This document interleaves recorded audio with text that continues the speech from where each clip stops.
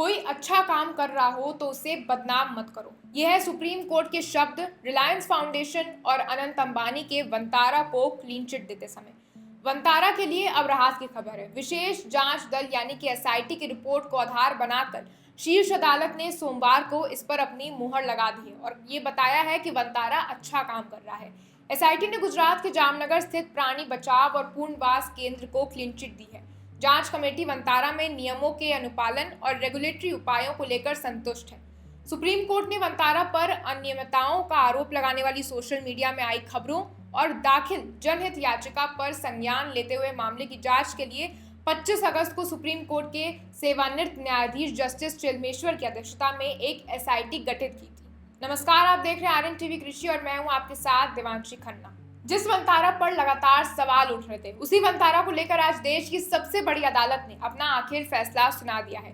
Supreme court ने यह साफ कह दिया है कि वंतारा वाइल्ड लाइफ रेस्क्यू और रिहैबिलिटेशन सेंटर पर कोई कानून नहीं टूटा है। इसके साथ ही सुप्रीम कोर्ट ने यह भी कह दिया है कि अब इस मामले को बार बार उठाने की कोई जरूरत नहीं है। अगर कोई वन्यजीव को रखना चाहता है और पूरे नियमों का पालन कर ऐसा वो करता है तो इसमें आखिर गलत क्या है।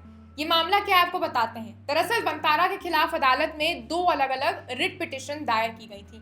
ये आरोप लगाए गए थे कि वंतारा में नियमों का उल्लंघन हो रहा है। 25 अगस्त को हुई सुनवाई में अदालत को कोई ठोस सबूत नहीं मिला था, लेकिन मामले की गंभीरता को देखते हुए कोर्ट ने एसआईटी का गठन कर दिया था।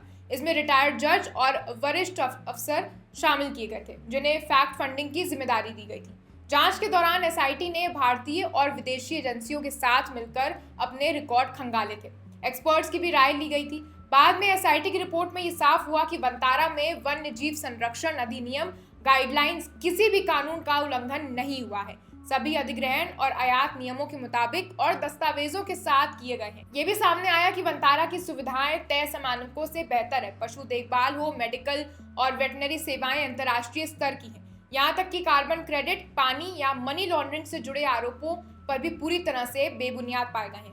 अदालत ने कहा कि कुछ चीजें हमारे देश के गौरव का प्रतीक हैं, उन पर अनावश्यक विवाद खड़ा करना नहीं चाहिए। इस टिप्पणी के साथ ही सुप्रीम कोर्ट ने याचिका को खारिज करते हुए ये कह दिया कि अब इस पर कोई भी आगे सुनवाई नहीं की जाएगी। तो सुप्रीम कोर्ट की ये टिप्पणी के बाद ये कह सकते हैं कि जरूरी नहीं है कि जो अमीर हैं वो सिर्फ अपने फायदे के लिए, अपने पैसों के लिए चीजें कर रहे हैं। आपको क्या लगता है कि अनंत अंबानी का ये इनिशिएटिव जानवरों की सुरक्षा करना, उनका रिहैबिलिटेशन सेंटर इतना बड़ा पूरे भारत में खोलना, क्या वो सही है, गलत है? और इस मामले जो ये पूरा मामला उठकर सामने आया, उन पर आरोप लगे, उनके वंतारा के रिहैबिलिटेशन सेंटर पर आरोप लगाए, क्या वो सही है या गलत है? आपकी क्या राय है? हमें कमेंट कर जरूर बताएं।